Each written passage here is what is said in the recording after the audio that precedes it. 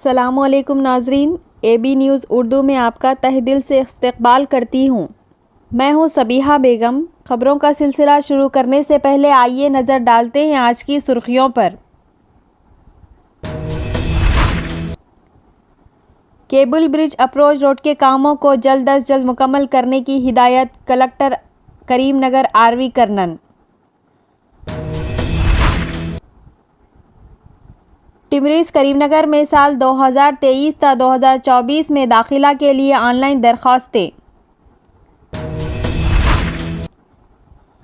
ایک روزہ تحفظ ختم نبوت کانفرنس کے پوسٹر کا رسم اجرا۔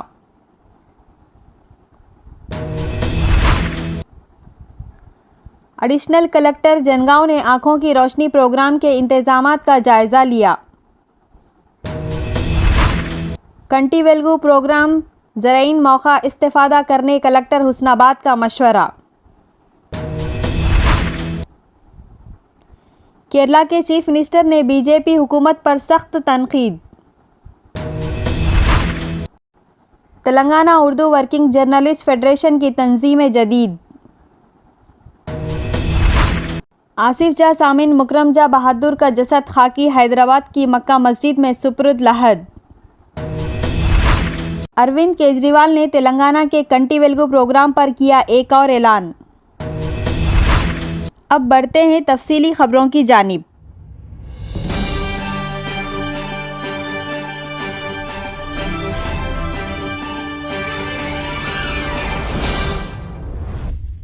بروز چہارشنبہ ضلع کلکٹر نے آر&بی عہدیداروں کے ہمراہ کیبل برج اپروچ روڈ کے کاموں کا جائزہ لیا۔ اس موقع پر ضلع کلکٹر نے کیبل برج اپروچ روڈ کے کاموں کی جلد از جلد مکملی کی، سڑک پر موجود بجلی کے کھمبوں کو ہٹواتے ہوئے نئے بجلی کے کھمبوں اور بجلی کے تاروں کو لگوانے کی ہدایت دی۔ اس موقع پر الیکٹریسٹی اے سی گنگادھر، ڈی ای راجن، آر&بی ای ای سامبا شیوا راؤ، ڈی ای رویندر، اے ای راجشیکھر و دیگر نے شرکت کی۔ اسی طرح ایک اور خبر۔ Secretary Telangana minority residential educational society بابا شفیع اللہ IFS نے صحافتی اعلامیہ کے ذریعے ریاست تلنگانہ کے تمام اقلیتوں سے اپیل کی کہ واقع ٹمریز میں داخلوں کا آغاز ہو چکا ہے۔ پنجم جماعت سے لے کر 10ویں جماعت کے انگریزی میڈیم کے طلبہ و طالبات اپنے علاقے میں واقع قریبی اسکول یا کالجز میں داخلہ حاصل کرتے ہوئے معیاری انگریزی میڈیم تعلیم حاصل کر سکیں گے۔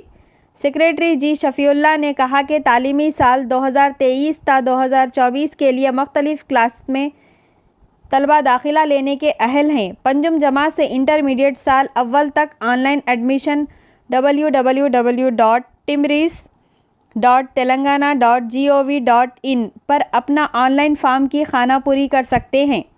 میرٹ کی بنیاد پر ان جماعتوں میں داخلے ہوں گے، جبکہ انٹرمیڈیٹ سال اول میں داخلے SSC کے GPA کی بنیاد پر ہوں گے۔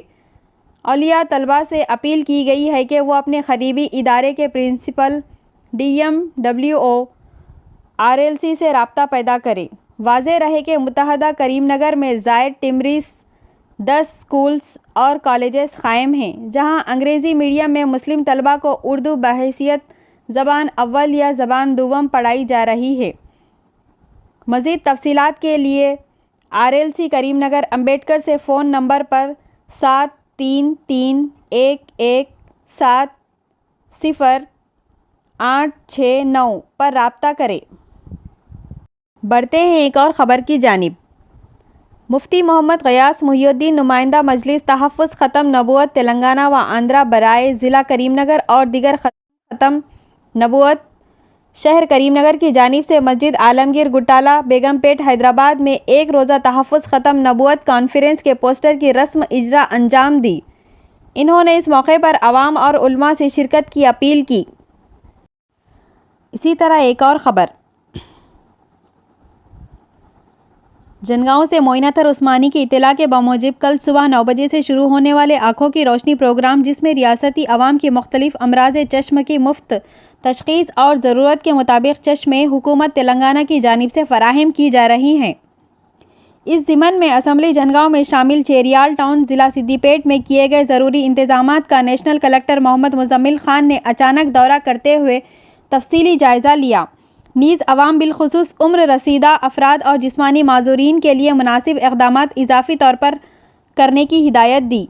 اس موقع پر صدر بلدیہ اے سروپا رانی، نائب صدر نما راجیو کمار ریڈی، کمشنر بلدیہ جی راجندر پرساد، مینیجر پربھاکر اور دوسرے کونسلر کے علاوہ ڈاکٹرز کی ٹیم بھی شریک تھی۔ بعد ازاں انہوں نے مدور پہنچ کر میڈیکل آفیسر ڈاکٹر محمد عبدالسلیم، ڈاکٹر سوجنیا سے تفصیلات حاصل کی۔ منڈل آفیسر جی سرینیواس گوڈ، منڈل پنچایت آفیسر محمد خواجہ معین الدین، مقامی سرپنچ کے جناردھن ریڈی، تاج محمد، محمد جیلانی صدیق، حاجی محمد مدثر شریف، جونیئر اسسٹنٹ کے علاوہ دوسرے مقامی شہری بھی موجود تھے۔ اسی طرح ایک اور خبر۔ ضلع کلکٹر سدی پیٹ مسٹر پرشانت جیون پاٹل نے آج کہا کہ ریاست تلنگانہ کے مختلف امراض چشم سے متاثرہ شہریوں کو خاطر خواہ مفت علاج معالجہ حاصل کرنے کا کنٹی ویلگو پروگرام زرعین موقع ہے، جس سے عوام بلا لحاظ مذہب و ملت، جنس، سیاسی وابستگی سے بالاتر ہو کر بھرپور استفادہ کر سکتے ہیں۔ وہ کل کنٹی ویلگو پروگرام کے لیے ایریا دواخانہ حسن آباد میں کیے گئے انتظامات کا جائزہ لینے کی غرض دورہ کر رہے تھے۔ اس موقع پر انہوں نے بتایا کہ آنکھوں کی روشنی کنٹی ویلگو پروگرام کو کامیاب بنانے کے لیے ضلع انتظامیہ کی جانب سے متعدد ٹھوس اقدامات کیے گئے ہیں۔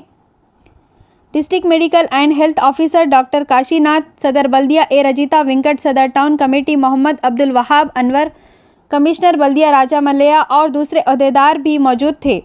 اس موقع پر ضلع کلکٹر نے ڈاکٹرز کی ٹیم کو ضروری ہدایت بھی دی۔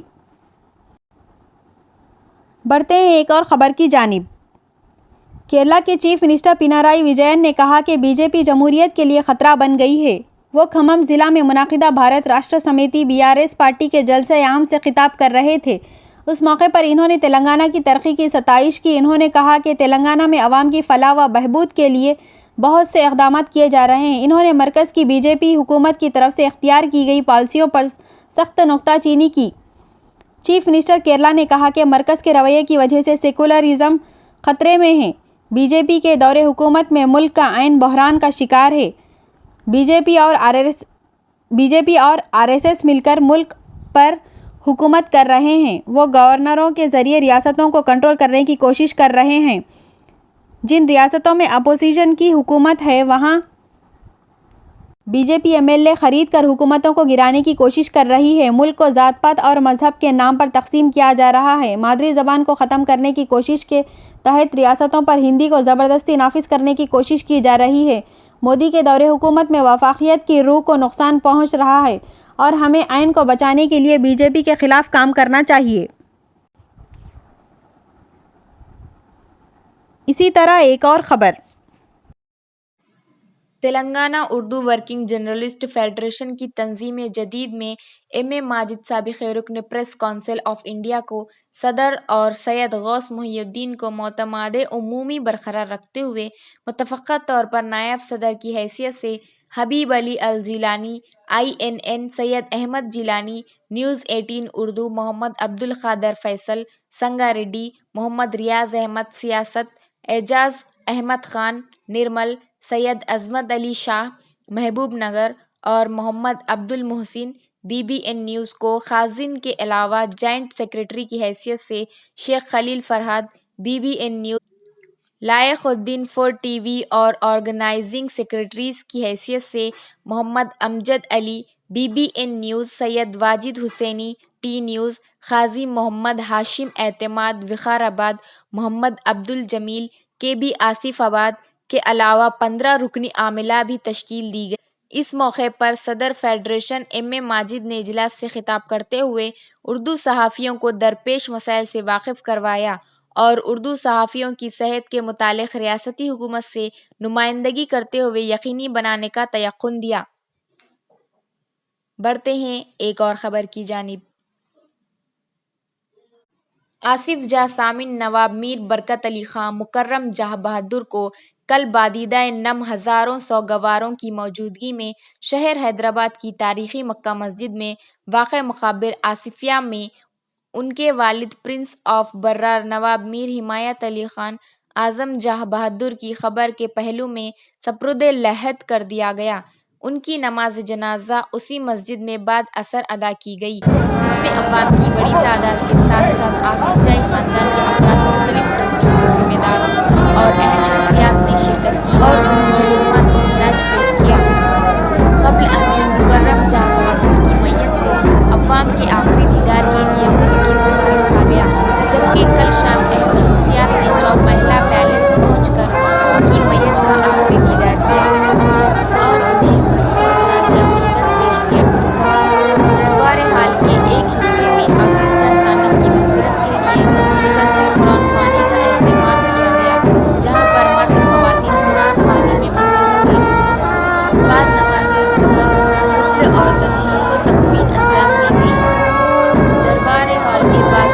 جگہ پر غسل اور تجہیز و تکفین کے انتظامات کیے گئے تھے۔